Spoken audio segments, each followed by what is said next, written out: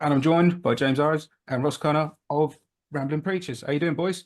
Not All too good. bad, man. Yourself? Yeah, well, good. It's good to have you on, guys. No, Um, goodness. no, my pleasure. You guys released your debut album, Sins and Virtues, just a couple of days Hmm. ago, now on March 29th. It is already getting an incredible response that I've seen. Yeah. I've been living with it. It's a great record. I guess the last few days have been pretty intense for you guys, haven't Yeah, I'm still on the come down from the show at the Yeah. weekend. I think the older I get, the more like the adrenaline crash like they? knocks me for six. Like if I've played like a really, really intense good show, like it's like yeah, the come down is just like it just makes me so tired. So I'm like knackered. I think I fell asleep on like just I was on my phone. I was on my phone just charging my phone on the bed and I just fell asleep on the edge of the bed, just like just hanging over the edge. Woke up with pins and needles and couldn't walk. Like, I wasn't even laying on the bed properly. Just flopped over like some corpse. I think the thing is as well with Friday, obviously the gig wasn't, Mm. couldn't have gone any better if we asked for it. But just the build up to everything. Mm. We've been working around the clock to get it done, get it all ready for the actual release itself. So not only was the gig knackering because it was, the hometown show and we put a lot of emphasis on it, but everything else. So yeah, when it got to kind of the weekend, we were still on a buzz, and then like Ross, I hit Monday and just nothing all day. It's just like I've got no energy to do anything. Like that was the crash day. So I think Absolutely. still on the hangover from it, really. I bet. I mean, like you're saying there about the album launch show that you did over the Crawford Arms. I was looking at some photos of it again earlier, before we come to speak tonight, and it looked amazing. It looked like you had a really good crowd. It looked like everybody was buzzing. It Yeah. looked like it was a gig I definitely missed out on, mate. Yeah, no, it was wicked, man. Like, and then like it was like the first time that people had like properly sung our songs back at us as well, like properly. Like there was loads of moments I could have just dropped out and let the crowd sing the songs and stuff. And that was like a really surreal feeling. Well, you Uh, were on about doing it, weren't you? You were like, I'm going to try it, and if it works, then great, and if it doesn't, well, if it doesn't, I'm gonna like kill it. And if it But doesn't, you just got that awkward like moments there. yeah, no, yeah, it no, was. it's such a fun show. Yeah, as we were joking at the end, we were like, I never thought we'd be in a band that was actually, people paid to come and see us, and we were doing really well Yeah. out of it. So yeah, it was really surreal, but yeah, we loved every second of it, and Demi and Rob were brilliant. So honestly, we couldn't have asked for it to go on any better. It was incredible. Uh, Really, really happy. and rightly so, guys. I mean, like I say, I've been listening to the album the last few days. And I'm not just, I don't say this sort of thing lightly, but I genuinely think this could be the best debut I've heard in a few years. It is a Oh, thanks, man. really, really, Appreciate really incredible record. From the moment it kicked in all the way through, it doesn't waver. Some people, will argue, oh well, some dance songs have like, I mean, you got 9 songs, but make them nine. If they're nine and they're in lean and they are working and they are singing all records, play songs way back Yeah, when yeah. records. You don't need 15 songs on a debut. Now we did track. And make it sing. I think we tracked 10 in total. I think we tracked 10, Mm. and I then think it was 11, wasn't it? Because you had Ghost and yeah, no, no, no, yeah, that's right. Yes, we tracked 11, and then we redone Better Than Me and Jester for the album. So but the other two were like sort of like blues shuffly sort of songs, and Yeah. Wayne, obviously in Ollie Brown's band, who mixed and mastered it, Wayne just recommended that it didn't think it was the right like direction. And when I listened to it, I got what he meant like instantly. Like it just didn't fit. It felt like what we originally set out to do as a band, rather than what we feel more comfortable doing as a band, if you know what I mean. Yeah. And it was just like it didn't. Although like I was a bit. The only thing I wish that we had on it was like an acoustic track or something, like second from last sort of acoustic track. Um, for me personally, I would like to have done something like that. But it is what it is, and it's like we've ended up putting out an album with what I think is 9 strong songs, and like I said, it seems to have worked for us.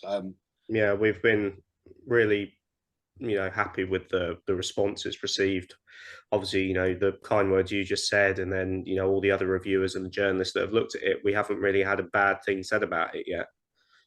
So, you know, where it was to where it is now, and then obviously releasing it and it doing even better than we thought it was going to do, we're, you know, yeah, I think we're just really pleased that it's now out in the public and people are enjoying it, and it gives us a chance to now bounce on to the next album.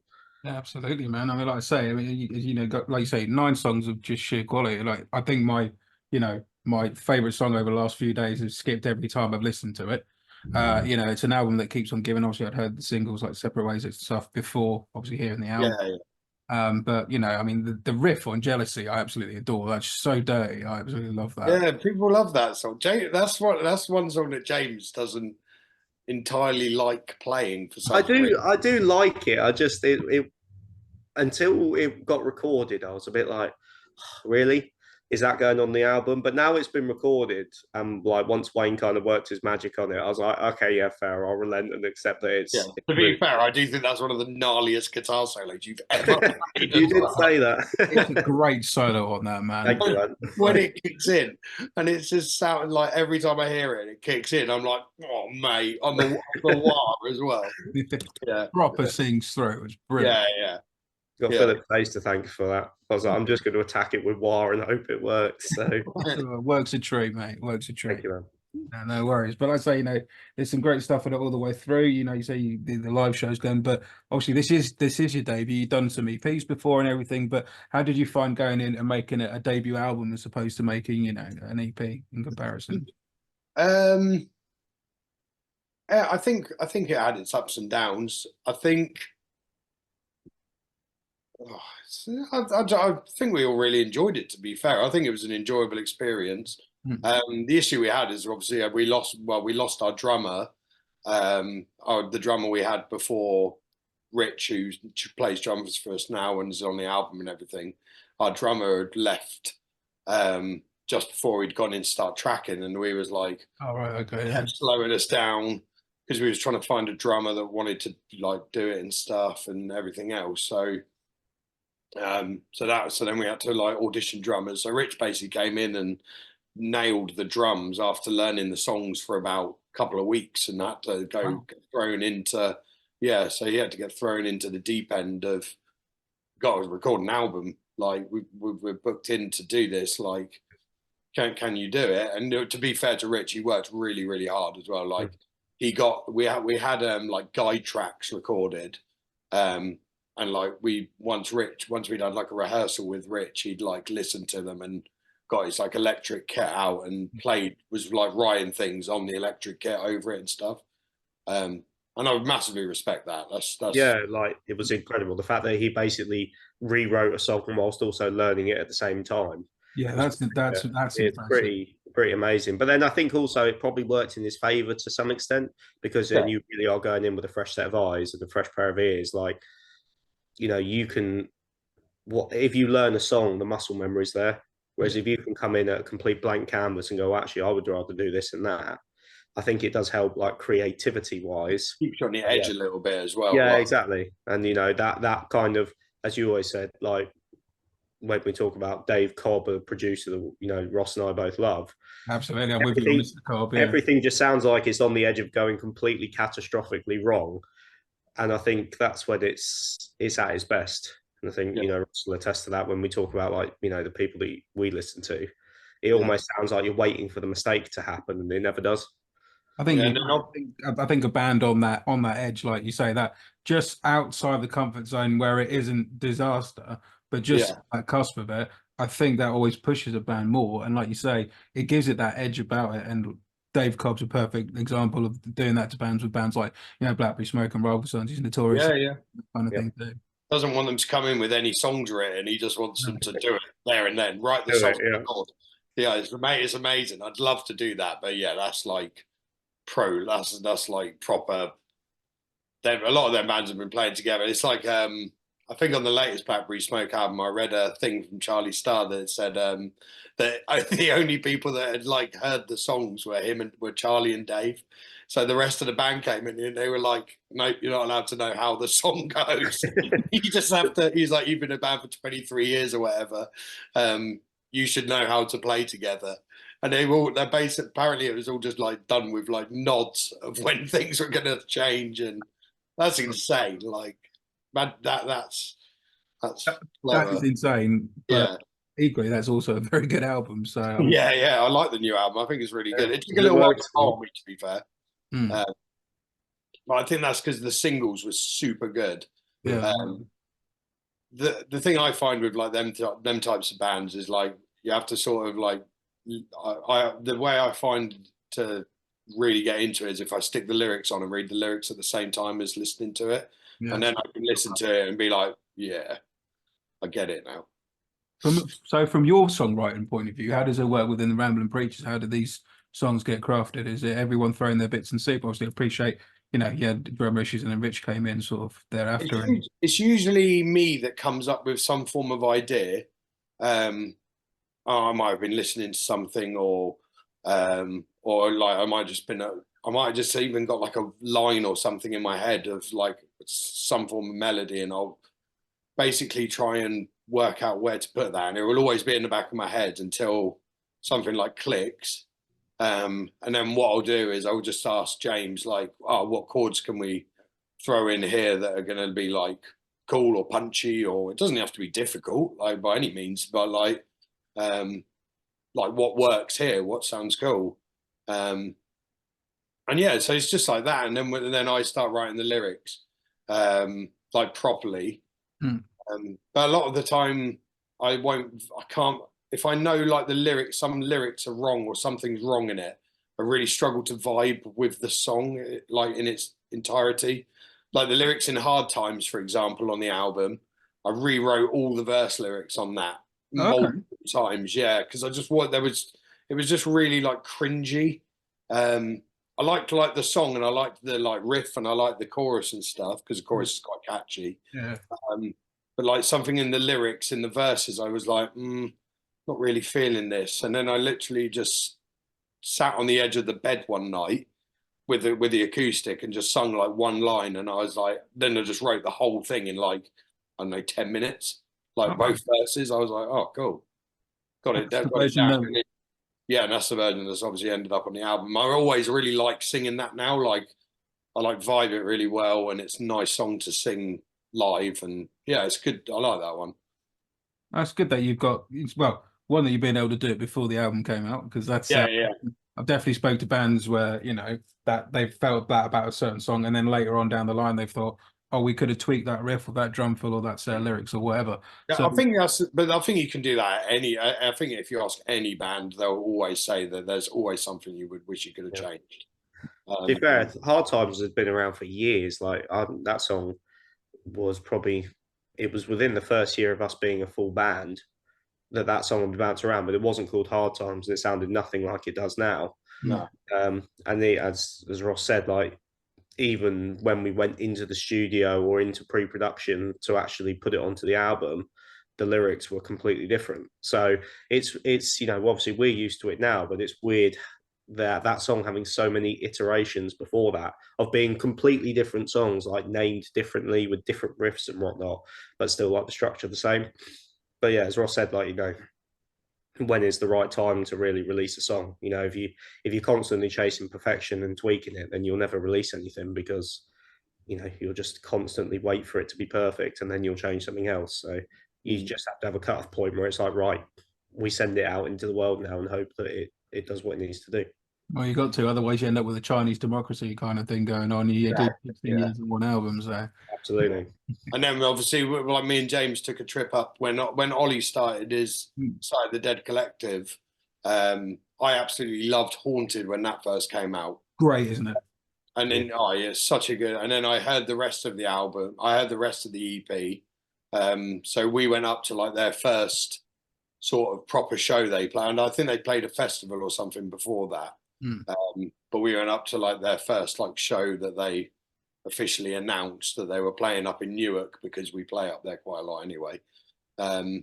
Me and James went up there and met Wayne and stuff anyway. We already knew Ollie, but met Wayne, and then Wayne messaged me on Facebook or something and just said, "Oh, if you're interested in mixing and mastering, send me over a track and Give it a go." doing, and then I'll do you like a demo of what I can do." That's cool. And we sent it over to Wayne, and yeah, it was just like he took it to like the next level. So we're massively grateful to him for doing that, and he's been really helpful with other stuff as well. Like the music business, as I'm sure most people will say, is a really hard work place to crack.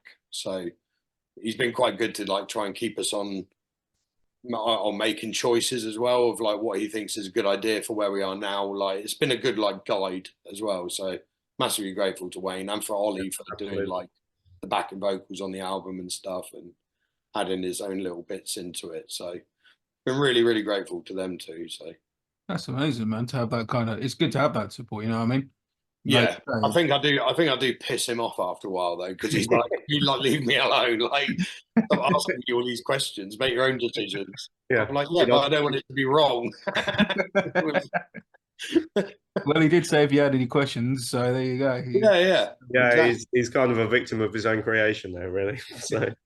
So was Wayne involved from the beginning then, or did No. you? Oh, okay. No. We tracked it with another guy called Nick, and then Wayne came in, and then he took over the mixing and mastering. Yeah. Won't go into the good details of that, as you can imagine. It was a bit of a sore subject, but I can imagine. Yeah, but we're obviously going forwards. The plan is to use Wayne and Ollie front to back for the next album or anything else that we're doing. So, you know, whilst it was great that Wayne kind of pulled what he did out of what we have, we're excited and interested to see how the next album goes, because, you know, we're going to be able to work with Wayne and Ollie from literally the songwriting process all the way to the final mixing and mastering stages. So it'll be interesting to see, hopefully, see another kind of jump of a level. Yeah. What Wayne did, he was limited with what he could do and still pulled it out of the bag. So it'd be interesting to see what he can do when he's got basically full control of, you know, the writing stage all the way down to the final release part. Yeah. Well, on that, obviously, I appreciate that, you know, the songs would have been pretty much there, and like you say, you already started tracking them and stuff. So yeah, they were all completely tracked. He just mixed and mastered them all. There wasn't that many. There wasn't even that many changes. I don't think. I think he tried to make a couple of changes. He wasn't that like bothered whether we liked them or not. And I think a couple of them stayed and a couple of them went. And yeah, really. And Ollie put in a couple of guitar lines and a few backing vocals, but apart from that, it was pretty vanilla to what Wayne was saying. It's not like he's completely rejigged everything. Yeah. So he just kind of took the made it sonic really element of it and just pushed it into a new level, really. Yeah. Just took it what a producer should do in terms of elevating. Yeah, absolutely. We had there's this whole thing that a producer's just there to sit and hit the record button. That is absolutely not the case. You know, you're paying these people for their expertise. So the best thing you can do is work with them and work on a way of, you know, what's effective, what do you like and what do they like? Because otherwise, you know, what's the point of paying them? You know, you might as well just hit your own record button. So absolutely. Wayne's brilliant at that. You know, he's brilliant at saying, "Oh, that works, but we could try this." And we always take the adage of it's never going to sound worse because we like how it is. So why not try something else? You know, if it works, then great, and if it doesn't, then we've still got a good basis to continue on with. So, you know, always try and experiment and see how it goes. And if it doesn't work, then so be it. At least you can say you've tried. Well, say you've tried, you've experimented, you can see. Yeah, exactly.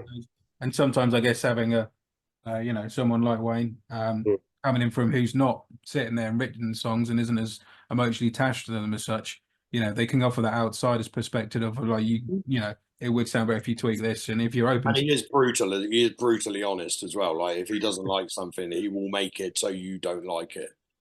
And if he's not fussed, he'll just go, I'm not fussed on this. He's like, I don't like it or I dislike it. So but yeah, he's just I've got a lot of time for Wayne as well. He's a really nice guy. So he just wants to help expand what we've already got and try and push us harder to write better, and that's exactly what we want to do. We want to be pushed and want to write the best music we can write, because obviously people come out and they buy your music and they do this and they come out and they invest their time into coming and watching you and everything. We want to be doing the best that we can be doing to like pushing ourselves so we feel like we're giving people what they want as well. So yeah, you've got to give something back to your fan base, however big or small it may be. As Ross said, they're making the effort, they're paying money to come and see us or buy our merch. They're actively paying attention to what we're doing. The very least we can do is try and give them the best product possible.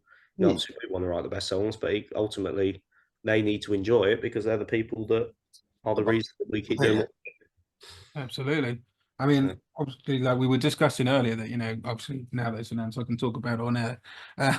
But Ollie and the Day Collective are playing my festival, Just Push Play. So obviously, I'm in touch with Wayne a little bit. And I'm guessing it would have been around the time that Wayne was doing his new studio that you guys were working. Yeah, I think we were the first band he mixed and mastered in his new studio. Oh wow! Yeah, I think we were the first ones to.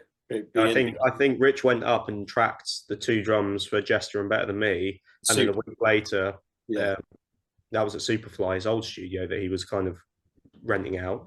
And then a week later, he'd up sticks and moved into his back garden, into his new Wayne lair. So he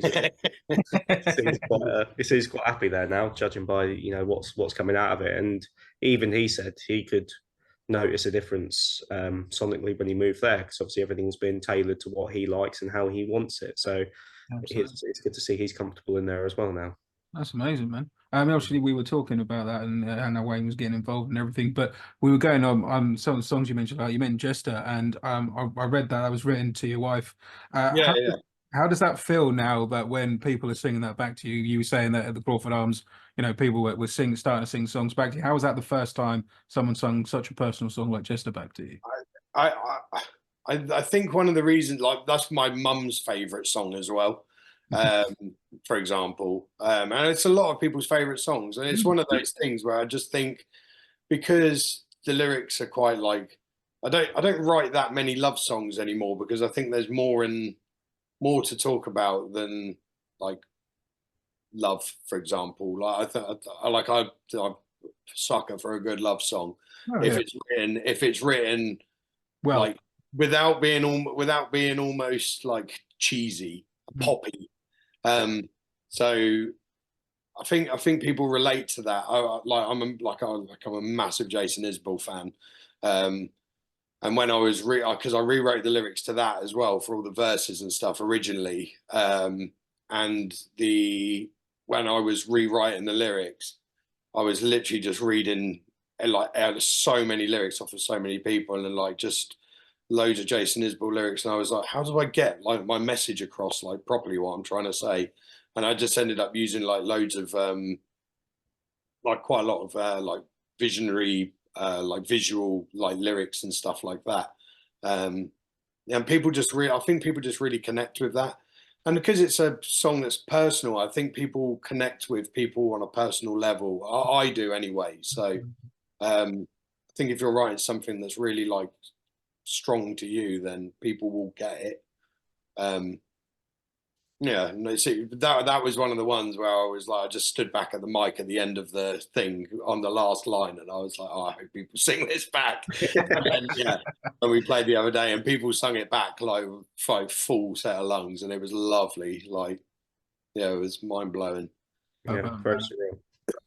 I bet. Like I say, it's we've all heard or seen bands where they're, and art in generally, whether it be music, painting, whatever, you can see what's been done with soul and what's not been done from the heart, and you can spot it a mile off. If it's generic pop that's been manufactured somewhere, or it's someone who's genuinely telling a story of something special to them, and I think that always sings far louder than anything that's chasing a hit, man. I think that's the magic in a lot of like the bands that we listen to, and the music that we sort of try and play, and the music that we play and stuff. Like you've obviously like again Blackberry Smoke.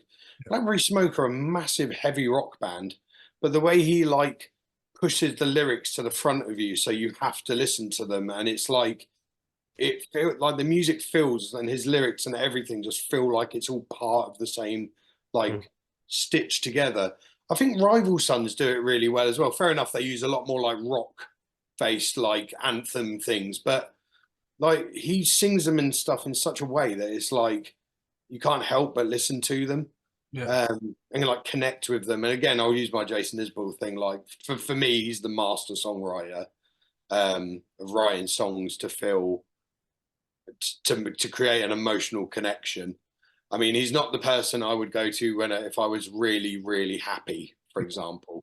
But if I need to like, I like to try and like delve into like emotional things. So I'll like just stick it on, listen, stick all the lyrics on, and read it and stuff. And again, it's just a lot of the songs that are stuff are like pretty simple stuff, like structurally and stuff.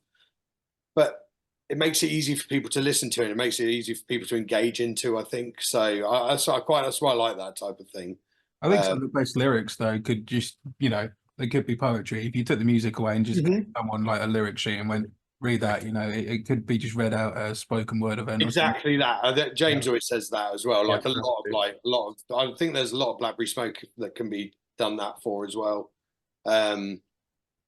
Loads of bands that you can just do that for. Yeah, you can just read it out off a piece of paper and it still means something.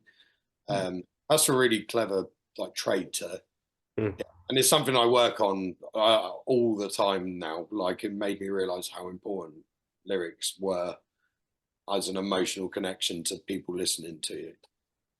Absolutely. I mean, we were talking about influences there. So who are the guys who, made you pick up guitar and start singing respectively? Who's the ones that made you go, oh, fuck, that's what I want to do? For me, to play, to when, because I played, I've played guitar for a long time, but I got into playing a lot more. I started playing when I was about 13, and just sort of dabbled, if you know what I mean. Then I had an operation on my foot, and I was playing in like a few bands and stuff, and like metal bands and things when you were little and thought you were cool and everything else. Who did it? And then my dad's a massive acoustic guitar fan, so he always used to nag me to just play more acoustic stuff. And I wanted to go and play open mics and stuff, and I wanted to start singing and stuff and just get out and keep playing and whatnot. So I bought myself an acoustic guitar and everything. What I was playing wasn't really anything special. It was probably absolutely awful. Then I stopped playing for a little while and I had an operation on my foot. My dad had Eric Clapton Unplugged on. Right. And I was just like, I was listening to it, and then the song that I always remember, and I still play it now to this day. I saw him playing "Nobody Knows You When You're Down and Out," and I went upstairs and just learned it, and I was like, this is what I want to do. And then delved more and more into like proper blues, like old-fashioned blues. I read like people's autobiographies, like everything. Loads of guitar-y things off of it. And then the more and more I got on, when me and James started this, and I was just going out playing acoustic and stuff, and then I was playing like solo shows and stuff with a drummer and stuff, and then I got into like obviously like White Stripesy thing, and I was just really trying to find a direction. And then when me and James started this, like we was like, oh, should we fancy starting a like bluesy band or whatever? And we started it, and instantly just wasn't really very bluesy, and we delved into stuff that we didn't even really expect. And then we ended up listening to more and more different styles of things, and just like it was like, oh yeah, what we was writing, we was trying to find music that sounded like what we was doing to get like some inspiration and whatnot.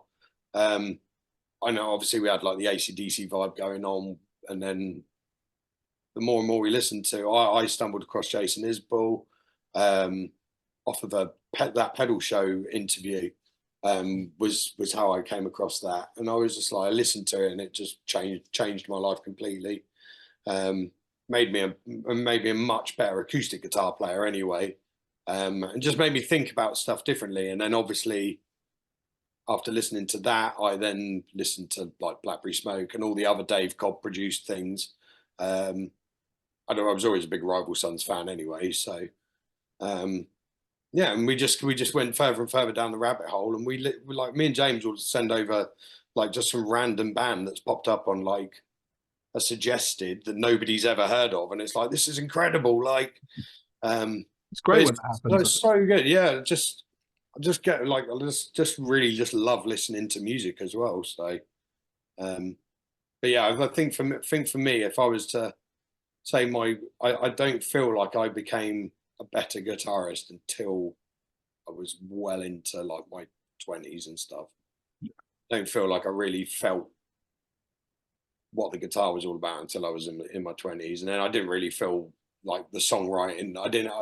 Until we started this, and I was nearly deep into I was in my 30s when we started, just starting my 30s when we started this. So yeah, I've started to really like get into it and pay more attention to what I was doing, and just trying to be more professional and stuff. So Oh, nice one. yeah, it's good. How about you, James? Who's the guys that made you want to start playing and everything else? So mine's a bit different, really. I mean, everyone's got a guitar when they're a kid. Obviously, mine was a 3/4 sized classical guitar from Argos, where the action was about 5 meters off the fretboard and it buzzed and it sounded terrible, but it was a guitar. I always wanted to play, but never really had the opportunity. And then my best mate from primary school, still is one of my best mates now. He was a massive like musician, massive muso, and he was a really good piano player. And every time I went round his house, I'd just nag him. I'd be like, can we play the piano? Can we do this, do that? And he relented and he let me he just said to me, right, here are a few keys you can play. I'll play some chords and then you just mess over it. I was like, okay, cool. And that was pretty good fun. And then I thought, do you know what? I might actually start playing guitar because then he can play piano, I'll play guitar. And then, we'll just have a jam, like just enjoy ourselves. Started doing that and started picking it up, and he knew a bit of guitar, so he taught me a few like scales and chords and what each note was and whatnot. And then obviously once you're starting playing guitar, you're down the rabbit hole. So my dad was always an 80s, or he is an 80s kid, so he was always listening to Spandau Ballet and Duran Duran and all that. And then obviously every now and then Dire Straits or something would come on. So I instantly gravitated towards that. And then, like Ross, straight down the Eric Clapton rabbit hole. I mean, he was my hero for God knows how many years. And then you just kind of go further and further down that guitarist route of, tone chasing and, learning what you like and what you don't. So my guitar hero of everyone is probably Paul Kossoff for free. I've studied him for so long and I just love his style, how he plays. Kossoff was one of his own, wasn't he? Let's be honest. Yeah, it's so underrated. Like people who know who he is know who he is, and obviously, because he died so early, he's not around today to really for people to appreciate who he was. Peter Green again is a massive one. The Allman Brothers, I mean Dwayne Allman and Dickie Betts. There was a video that came up on Instagram. Was it? I think Ross sent it to me. He's like, It was listen to this guitar solo, and it was the Allman Brothers playing Ramblin' Man, and Dickie Betts pulls out this guitar solo, and I have no idea where it come from, and it is not. It's so clean, like It's just. It's almost every note perfect. Like it's like he's shredding on a 59 Les Paul, but he's not. It's insane. It's the most incredible solo I've ever heard. So, I mean, Paul Kossoff's my hero, but it's a bit like Ross. Once we started this band, and there's so many good guitar players now, though, like so many, and all their phrasing and everything is just so good. Exactly, and even like the modern day ones, like people like Charlie Starr and Lucas Nelson, Jason Isbell, like King's a great guitarist. I mean, Scott Holliday's a great guitarist in his own right. He has Henry from Henry James from Rob John and phenomenal guitarist. Yeah. Again, it's like Brian, like even like Larkin Poe and stuff like that. Like they're all just so good. Yeah, they're all just fantastic. James has got really into bluegrass lately, and we just hate looking at guitars anymore because it's like there's just one guy that keeps sending me, and it's like, how do you even play that? He doesn't even bust a sweat. I'd be there losing fingers, losing limbs, and he's just there like it means nothing. But yeah, a bit like Ross. Once we started this band and we kind of gravitated towards that southern rock sound, naturally you start listening to those types of bands. So then you're down, we got told a lot that we sounded like Black Stone Cherry or Blackberry Smoke or people like that. So you just naturally gravitate towards those American voiced bands, and pretty much anything that's got Dave Cobb's name on it is probably on my playlist somewhere. Yeah. And it is, there's just something about how he records and, how he does things and the bands that he works with that interests us. I mean, we're obviously massive AC/DC fans as well. Yeah. I think Angus Young is one of the best guitarists of all time, best recorded. Massively underrated as well, I feel like. Yeah, he is, for sure. Maybe not in the day, but now he's like massively like not forgotten, but it's like, and he's not really ever mentioned that often, which is really sad because he's so good. Absolutely. Like even now. So it's just, as I said, like you get down to what you start to really like, and then you just gravitate towards it, and we've just ended up falling into that American sound. I think as well, like thinking on it, I think we've fallen into this sound because it now enabled us to combine like everything that we want to do. Yeah. Do you know what I mean? Because like with that stuff, well, I think what I think's so great about it is there's so much going on, and there's so much room for like an eclectic sort of thing. Like even I'll use Blackberry Smoke again. Like they've got like acousticy country songs. They've got like these big like fat rock riffs. They've got like these like almost like shuffle style Rolling Stonesy sort of riffs. Like big fat riff ones. Like again like country songs. And it's just like but everything still sounds like the band. I think all the best bands do, though, mate. Yeah. For me, all the best bands do exactly what you say. They can go in any direction. They can do, like you say, a balls out heavy riff. They can do something more acoustic, something more country, something more bluesy, something heavier, something lighter, whatever it is, and it always sounds like them. Yeah, but I think that, and again, going back to what I said earlier, I think that's what keeps people engaged with them because it's like, oh, I don't really fancy listening to a big fat riff. I'm going to put on something a bit lighter off of that album. I still want to listen to them, but I don't want to listen to the heavy riffs. Or it's like, I don't want to listen to any acoustic-y songs today. I want to listen to balls out rock and roll. Do you know what I mean? So it's like, you can, but it means that there's always something that you want to listen to, whether that's on, I mean, Blackberry Smoke have got what, 700 albums now or whatever. So like, there's always some album that you can like listen to and find something you want to hear. And then I think that's the end goal at the end of it for, I think, most bands. I think it's trying to write stuff that people want to listen to no matter what. Like, yeah. I mean, you were talking there about, the beginnings of the band. For anyone who's just starting to, pick up on you guys and everything, when did you guys actually form? Because I don't know that. 2019 is when we started. It's about this time 5 years ago. But obviously, COVID knocked 18 months of that out straight off. So, we're still relatively new to things because of COVID. But yeah, we've been going about 5 years now. Oh, nice. And you say that, the debut's already getting well received. It looks like from the schedule I saw online that you've already got a hell of a lot of live dates lined up for the next sort of 6 months. It looks like you guys got a sort of busy summer ahead. Yeah, no, I wanted to be busier, I think, as everyone will say, but yeah, that's like the next hurdle that we've got to try and we've got to try and hop over is trying to get into more festivals and more shows and more, like, I want to try and get on some good tour supports and stuff like that. Like, that's our goal for the next thing. Keep writing new songs and writing better, just trying to keep improve on what we're doing. And like, we're always pushing ourselves. We're not that, especially me, I'm the worst for it. I'll always find something that even if it's within something I've done, normally something within what I've done, I'm like, oh, I need to do this better. Or like, I just can't stop thinking. James said the other day,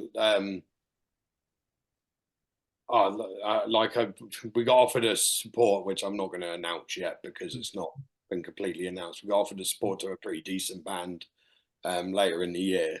So I was like, oh, I wonder if we can get on the whole tour.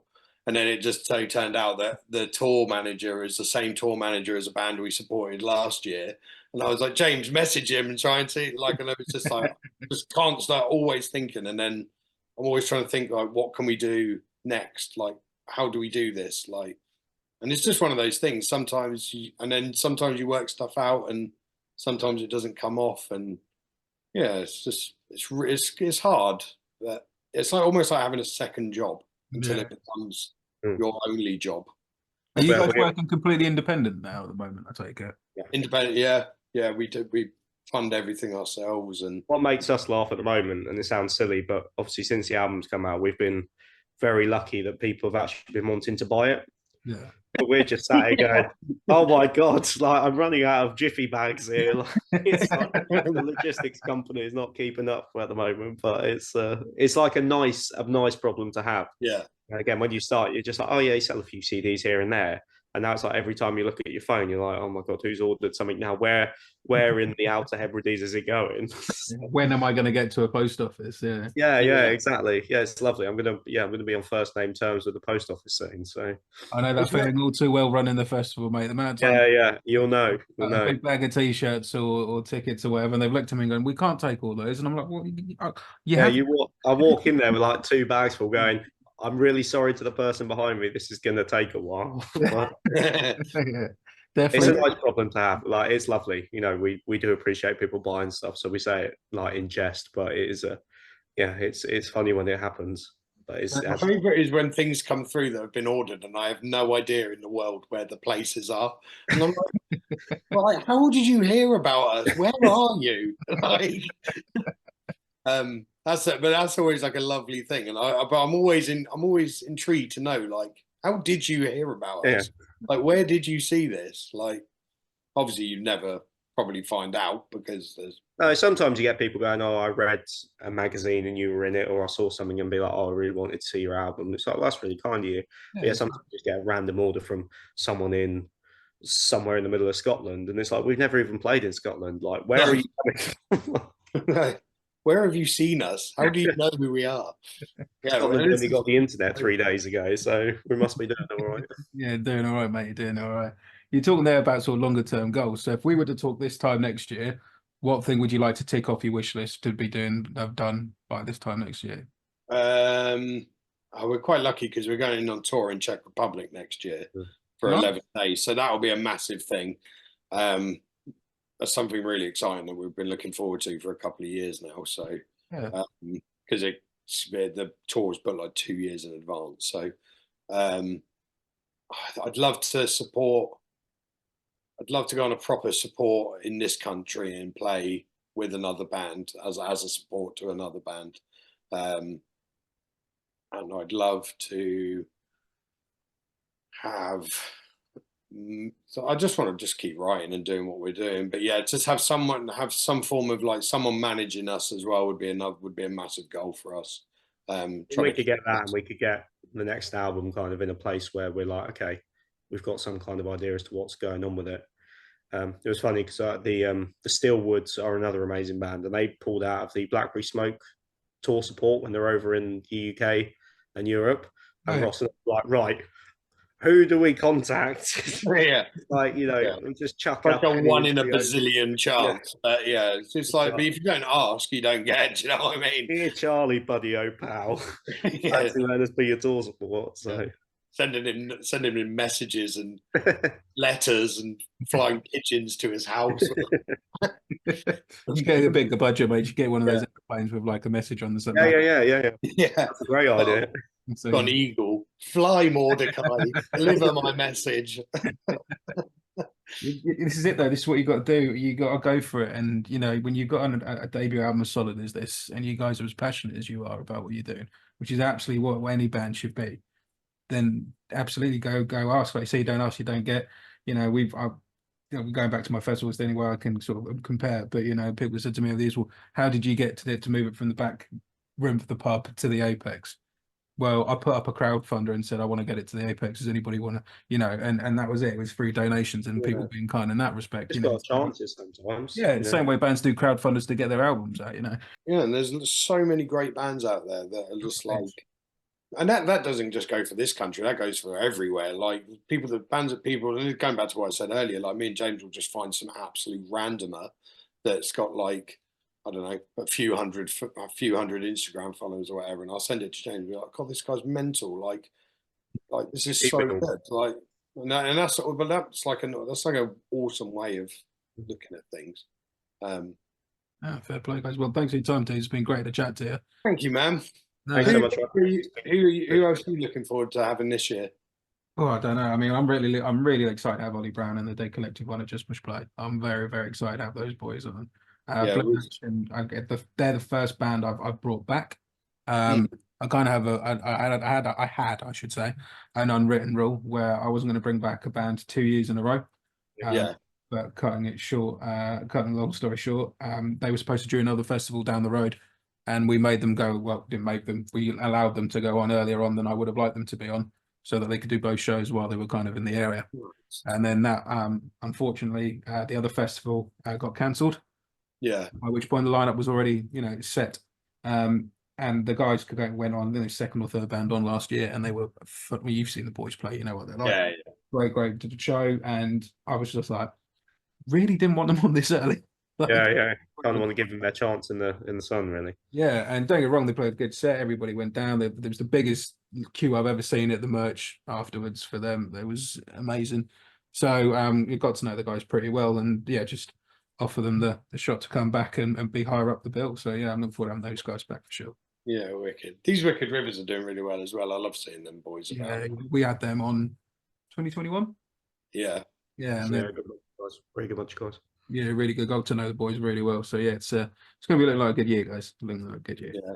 Made the Stone Festival looks really good as well. That's getting bigger and bigger and bigger, isn't it? So Yeah, I mean, I went to the first one last year, and that was really good. it used to be Ramblin' Man, didn't it? Yeah. So, Yeah, Yeah. same time as Ramblin' Man. Yeah, yeah, the lineup this year is insane. Like, really good lineup. yeah.